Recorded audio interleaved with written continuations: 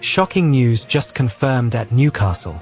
The Magpies have just made headlines across England after a series of incredible developments that no fan could have predicted.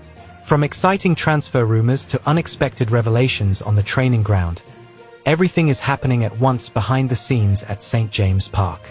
Eddie Howe's team are preparing for one of the most decisive months of the season, and the atmosphere inside the club is electric. We've got 4 major updates that every Newcastle supporter needs to hear, from a rising star impressing Howe to a potential January signing that could change the shape of the attack. There's even talk of a massive bargain deal for a striker valued far beyond what the club might pay. Stay with us, hit that subscribe button, and don't miss a single update from your favorite black and white source of truth. Nick Woltermade's start at Newcastle United has been nothing short of sensational, but Eddie Howe insists the best is yet to come. The tall German striker has already impressed fans across Tyneside with his energy, movement, and finishing ability.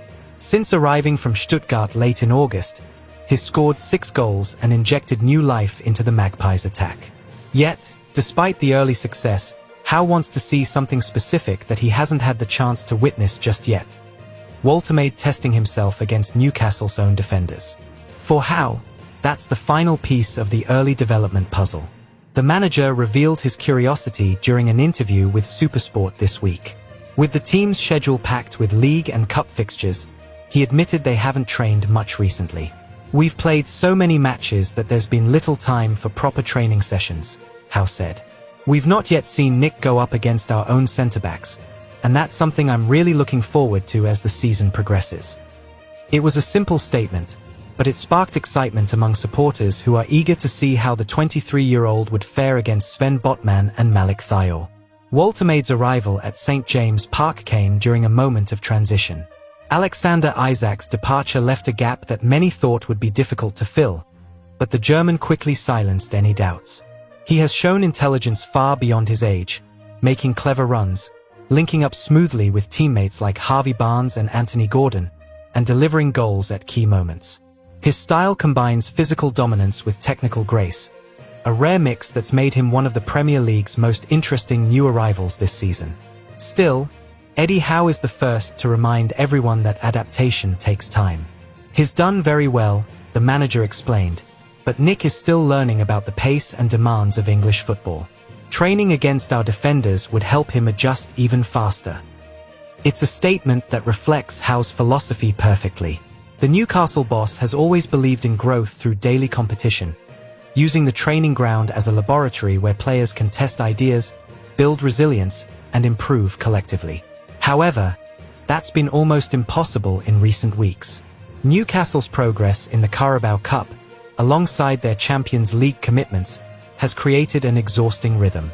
Match days come every 3 or 4 days, leaving little recovery time. Howe and his staff have focused on recovery sessions rather than intense tactical drills, which means players like Woltermade haven't had the opportunity to simulate those internal duels against teammates in training.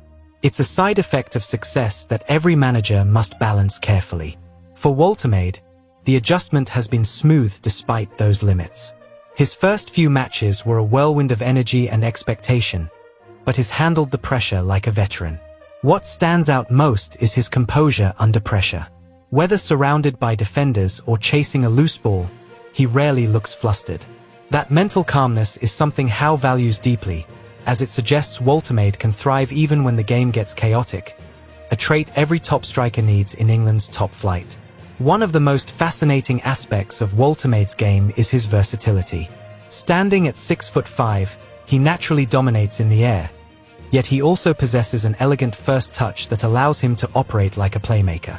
In the recent win against Tottenham, he demonstrated that blend perfectly. He drifted deep to receive a pass, turned sharply past his marker, and launched a move that led to Harvey Barnes' goal. That awareness of space and timing makes him far more than just a traditional number 9. Howe's admiration for the striker is obvious, but it's mixed with ambition. He wants to see Woltermade challenged even more. "You only become elite by facing elite," Howe often tells his players, and that's why he's eager to see his forward test himself against Newcastle's best defenders. Botman's strength, Thiaw's anticipation, and Fabian Schär's experience would each push Woltermade in different ways. For Howe, Those matchups in training would accelerate the striker's growth and sharpen the entire squad at once. Fans are equally intrigued by the idea. The thought of seeing Woltemade battling Botman in a full contact session has already become a topic of discussion on fan forums. It represents the kind of competitive culture Howe has worked hard to build since taking over. Every player is expected to push the others to new levels, whether in training or during matches. Woltemade's arrival has raised standards even higher, and teammates are responding positively to his presence and professionalism. Eddie Howe believes Woltemade's development symbolizes Newcastle's broader transformation as a club. Young, ambitious, and technically gifted players are being molded into a team that combines discipline with flair. "Nick has the hunger we want here," Howe said. "He's tall, talented, humble, and determined to improve." The manager's words sum up exactly what Newcastle are building under his guidance. A side that doesn't just rely on names but on mentality. If Woltemade continues this trajectory, he might soon become one of the most complete strikers the club has seen in years. Woltemade's story is only just beginning at Newcastle, but it already feels like something special is taking shape. He's got the raw power, the technique, and, most importantly, the attitude that Eddie Howe demands from his players. In every interview, he speaks with humility, focusing on teamwork and gratitude rather than personal glory. Supporters can sense that hunger, and it's why they've taken to him so quickly.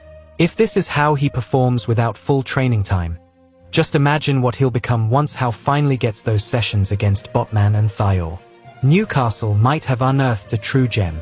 Alexander Sroth's name continues to dominate the headlines around Tyneside, as Newcastle United's interest in the Atletico Madrid striker refuses to fade. After an impressive spell in Spain, the Norwegian is once again being linked with a return to the Premier League, and Eddie Howe is said to be weighing up whether the powerful forward would fit seamlessly into his fast-paced Newcastle system. The big question isn't about his ability, it's about compatibility. Can Sroth adapt to the high-energy, pressing football that Howe demands from every single player? At 29 years old, Sroth is at the peak of his powers. His record speaks for itself: over 60 goals in La Liga, consistent performances for Norway, and a reputation for being a complete centre-forward. Standing at 1.93 meters, he's dominant in the air but also clever with his feet, often dropping deep to link play or drift wide to open space for on-rushing midfielders. For many, he represents exactly what Newcastle have been missing: a strong, clinical finisher who thrives under pressure and brings balance to the attack. However, Eddie Howe's system is built on relentless movement, quick combinations, and tactical discipline. The forwards are the first line of defense, expected to press high, recover the ball quickly, and constantly stretch opponents. It's a demanding role that not every striker can master. While Sroth's physical strength is unquestionable, some analysts believe his mobility might be tested in such a setup. Would he be able to maintain the same intensity as Nick Woltemade or Anthony Gordon over 90 minutes of furious pressing? There's no doubt that Sroth's intelligence could help bridge that gap. He's a player who reads the game exceptionally well, positioning himself where he can make the biggest impact. His time under Diego Simeone has improved his defensive discipline, learning when to press, when to drop, and how to support the midfield. Those lessons could make him an asset in Howe's structured yet fluid attack. Moreover, his experience across multiple leagues has given him a tactical maturity that few players can match. What stands out most about Sroth is his ability to adapt. His early Premier League experience with Crystal Palace might not have gone to plan, but rather than fade away, he rebuilt himself with determination. He thrived in Turkey with Trabzonspor, became a star in Spain with Villarreal, and earned a high-profile move to Atletico Madrid. Each step of that journey shows resilience, the exact quality Howe admires most. It's no coincidence that Newcastle scouts have been monitoring him closely for months. In terms of playing style, Sroth offers something Newcastle currently lack. His aerial dominance would give the Magpies an extra weapon against deep-lying teams that defend with numbers. With creative players like Bruno Guimaraes and Kieran Trippier delivering precise crosses, Sroth's presence in the box could turn half-chances into goals. He's also excellent at holding up play, allowing runners like Gordon, Barnes, or Joelinton to burst forward from midfield. That blend of power and link-up play makes him a tactical option worth serious consideration. Of course, there are potential downsides. Howe's preferred attack thrives on pace and fluid movement, and Sroth's slower acceleration could occasionally limit transitions. However, Newcastle's need for variety in their approach might outweigh that concern. Against physical opponents or during tight, scrappy matches, having a striker who can absorb pressure and retain possession is invaluable. It's about balance, and Sroth could provide the equilibrium between creativity and control that Newcastle have been missing. Financially, a deal for Sroth makes perfect sense. With Atletico Madrid open to discussions and the player keen for regular football, his market value sits comfortably within Newcastle's reach. Reports from Spain suggest a fee of around £27 million, a figure considered fair for a proven goalscorer with international pedigree. Compared to the inflated prices seen across Europe, it would be a strategic bargain for a club that has spent wisely since its ownership transition. The cultural fit is equally important. Sroth's humility and professionalism align perfectly with the atmosphere Eddie Howe has built at the club. There are no egos in this dressing room, just hard-working players united by ambition. Those who've worked with Sroth describe him as a quiet leader, someone who lifts teammates through example rather than words. In a squad that values unity and effort above all else, he would fit like a glove. If the deal happens, it would symbolize more than just another signing. It would represent Newcastle's evolution into a team capable of attracting experienced, high-level players who believe in Howe's vision. Sroth could offer not just goals, but leadership, tactical flexibility, and presence. Whether starting or coming off the bench, he has the tools to make a real difference. For a club still balancing ambition with realism, Sroth could be the perfect signing at the perfect time, a symbol of progress and purpose. For the fans, the idea of Sroth pulling on the black and white shirt is more than just exciting, it's symbolic. It represents Newcastle's growing power in the transfer market and their ability to attract players with proven European pedigree. Supporters remember too well the days when the club missed out on top names. Now, they're watching as those very players start to see St. James Park as a destination, not a stepping stone. The buzz around this potential move speaks volumes about how far Eddie Howe and his team have taken the club in such a short space of time. Ultimately, whether Sroth signs or not, his name reflects what Newcastle have become: ambitious, respected, and serious about challenging the elite. Every rumor, every scouting report, and every conversation about players of this caliber shows that the Magpies are no longer rebuilding. They're competing. And for a player like Sroth, who has fought his way back to the top through sheer perseverance, there may be no better place to write his next great chapter than under the roaring lights of St. James Park. Samu Agahawa could soon find himself at the center of Newcastle United's next big transfer story. The 21-year-old Porto striker has been on the club's radar for months, and new reports suggest Eddie Howe remains a huge admirer. Despite Newcastle's current satisfaction with their attacking options, the Magpies are already looking ahead, preparing plans that could bring the towering Nigerian to Tyneside for a fee well below his reported £87 million release clause. It's a bold move, but one that fits the club's long-term vision perfectly. Newcastle's recruitment under Howe has been smart and strategic. They've targeted players who combine youth, physical strength, and technical ability. Nick Woltermade's success has proven that philosophy works, and Samu Agahawa could be the next in line. At 6 feet 4 inches, he shares similar attributes: pace, power, and a knack for decisive finishing. Scouts who have followed him in Portugal describe him as a complete forward, strong enough to hold off defenders, yet fast enough to stretch them. That dual threat is exactly what Newcastle want for their future front line. The interest in Agahawa isn't new. Sources from the Football Insider podcast revealed that Newcastle made a formal approach for him during the summer when they were urgently searching for a replacement for Alexander Isak. At the time, Porto were unwilling to sell, confident that his value would only increase. They were right. Agahawa's performances since then have been outstanding, earning him praise from pundits across Europe. His combination of youthful energy and composure has made him one of the most exciting forwards in the Portuguese league. Eddie Howe has always valued potential as much as performance. In Agahawa, he sees a player who could develop into a Premier League powerhouse within a couple of seasons. The forward's contract runs until 2029, which gives Porto strong negotiating power, but Newcastle's strategy is patient. They know that timing is everything in football. By maintaining contact and monitoring his progress, they can strike when the moment is right, ideally before any of Europe's giants make their move. What makes Aguilar particularly appealing to Newcastle is his versatility. He can play through the middle as a classic number 9, or drift slightly wider to create space for others. That flexibility fits Howe's system perfectly. The manager demands dynamic players who can adapt to different formations depending on the opponent.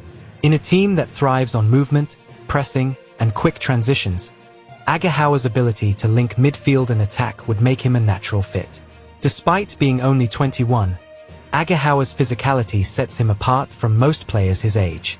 Defenders often underestimate him until they feel his strength in a duel. Yet he's more than just a brute force.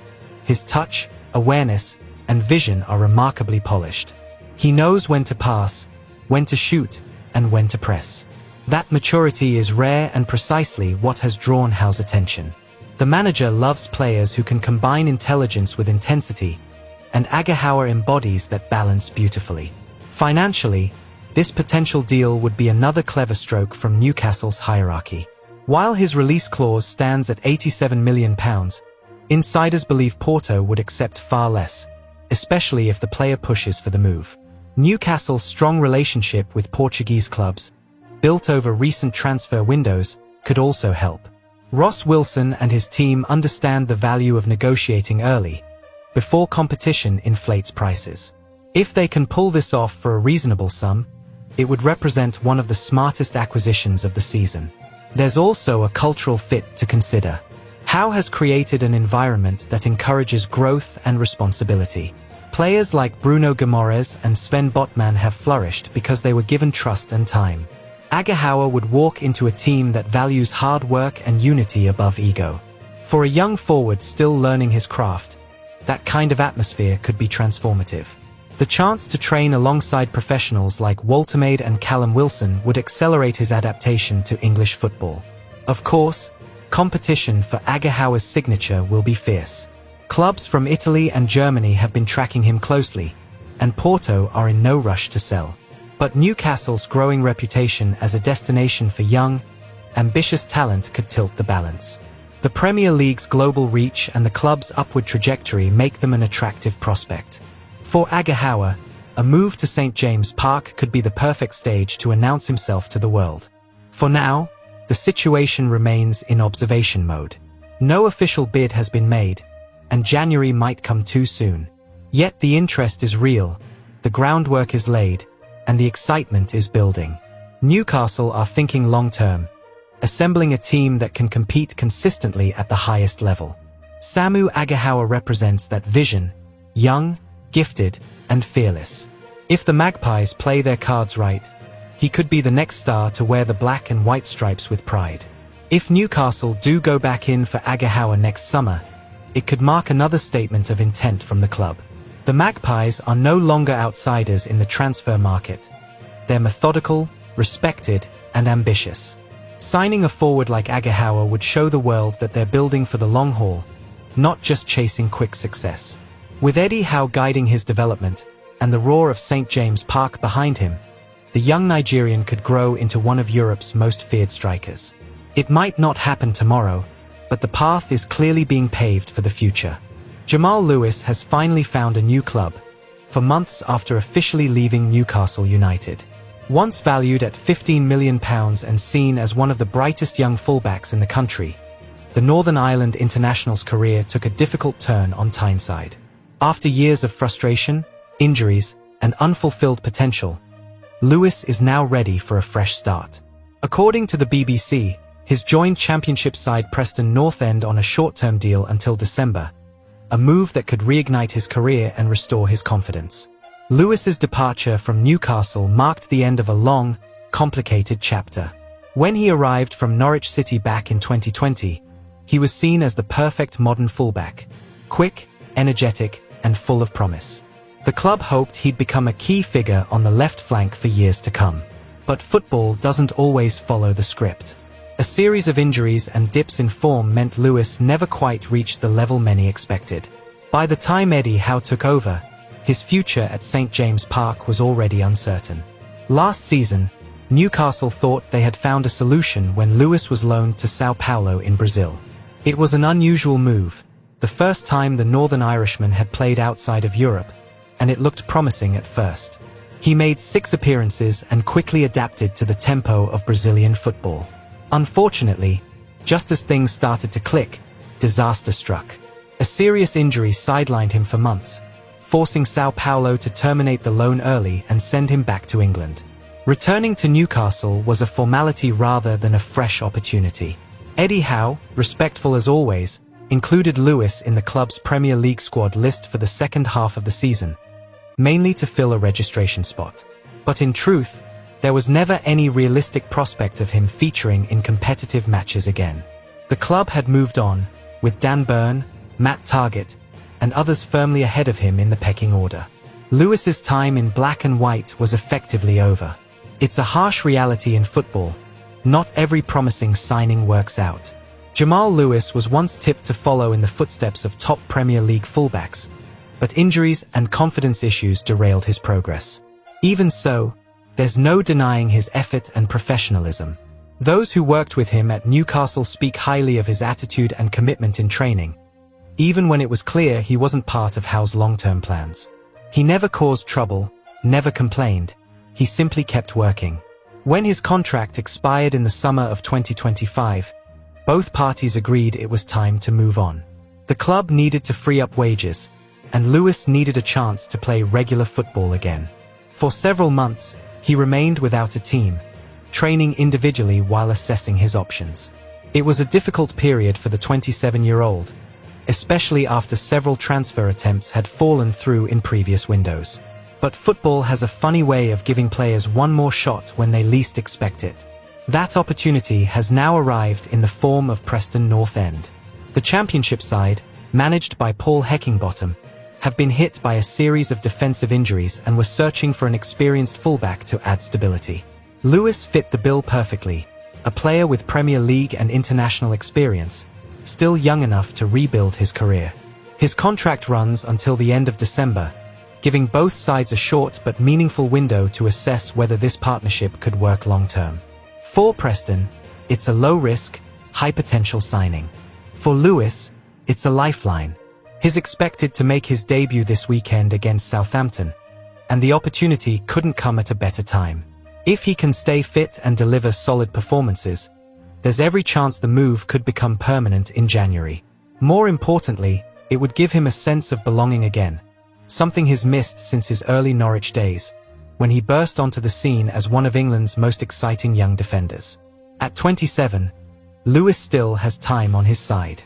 Left-backs with pace, strength, and Premier League experience don't grow on trees, and if he can rediscover his rhythm, there's no reason he can't climb back to the top level.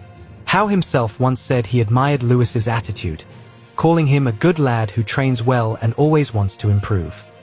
Even though their paths have now diverged, there's mutual respect between player and manager, a testament to how both handled a difficult situation professionally.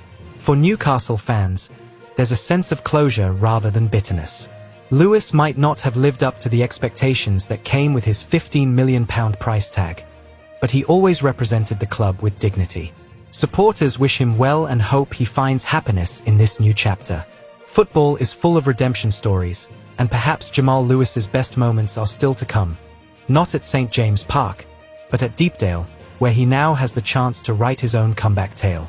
4 stories, 1 club, and a season full of promise. Newcastle fans have plenty to be excited about. Nick Woltermade's rapid rise, Alexander Sroth's potential arrival, Samu Agahawa's future link, and now Jamal Lewis's journey toward redemption. It's a reminder that football is as much about comebacks as it is about victories. Every name in these headlines represents effort, resilience, and the never-ending pursuit of improvement. Eddie Howe continues to build a culture of belief, and that spirit echoes through every story we've shared today. So, what do you think, Toon Army? Has Woltermade already proven his Newcastle's next great striker? Would Srothes' experience and power make him the perfect addition in January? Should Newcastle push harder for Samu Aghahowa? Or is it wiser to keep faith in the squad they've built? And what about Jamal Lewis? Do you hope he rediscovers his best form at Preston? Let us know in the comments below. Your opinion keeps this black and white community alive. Whatever happens next, Newcastle are writing another thrilling chapter in their modern history. From exciting signings to emotional farewells, the energy surrounding the club has never been stronger. The Magpies are dreaming big, fighting hard, and inspiring fans everywhere. And remember, this is only the beginning. Wait, before you go, check out this breaking video from Newcastle.